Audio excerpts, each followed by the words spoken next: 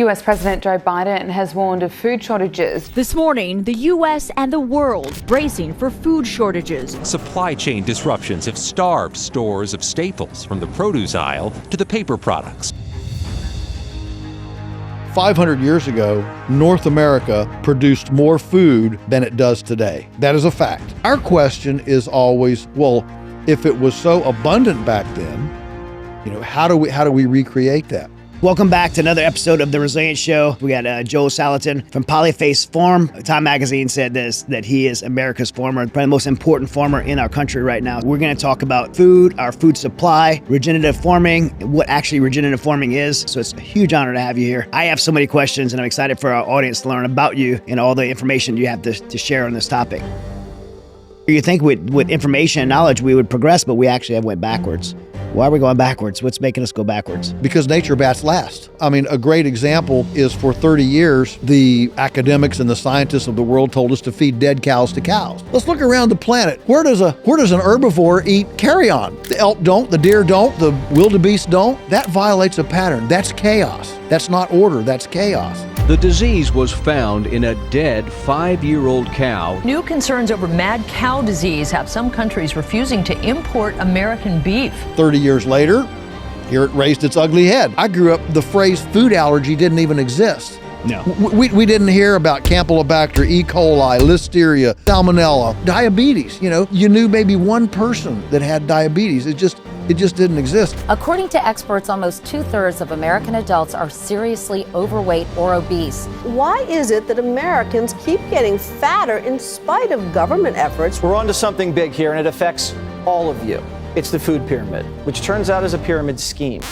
Now let me tell you a little something about this food pyramid thing. You've entered the base of the pyramid. This is a level where you'll find bread, rice, pasta, and cereal, all that kind of stuff. Now the reason they're at the base is you need to eat more of this type of food than anything else. The food pyramid in America is probably the biggest scam in our country. Well, it came out in 1979 based on the big study by Ansel Keys. That whole study has been dispossessed now and thrown out and discredited, but the tail of that still survives. In the last month, the USDA has come out with Fruit Loops and Cheerios are more nutritious than beef.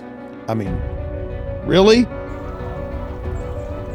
Our food system is shackled. It's enslaved by a top-down regulatory climate. People walk into Walmart and Costco and see shelves full of pretty packaging. That is a food that only comes through an industrial regulatory climate. That is an extremely narrow choice in our food system. I can't sell you a glass of raw milk for my cow. I can't butcher a pig on my farm and sell you a pound of sausage from that pig. It's not illegal for you to buy it. It's illegal for the farmer to sell it. You can't own fentanyl, you can't sell fentanyl, you can't buy fentanyl or cocaine or methamphetamine or whatever. This culture has identified these hazardous things and said, you can't sell it, you can't buy it, you can't possess it. But on food, you can acquire all the illegal food you want to. You can feed it to your kids. You can take it to a potluck at church. It's all free.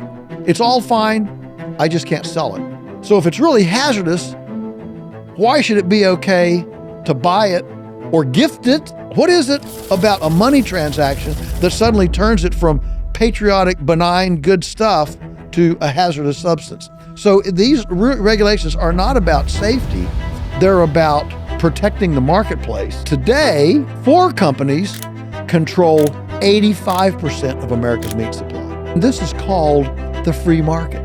The regulations have gotten tighter and tighter and tighter. As all this developed, the industrial food system developed, then you had antibiotics, so now we could crowd animals together and bring food in and haul the manure out. More efficient methods result in delivering the feed to the cattle in measured quantity at the proper time.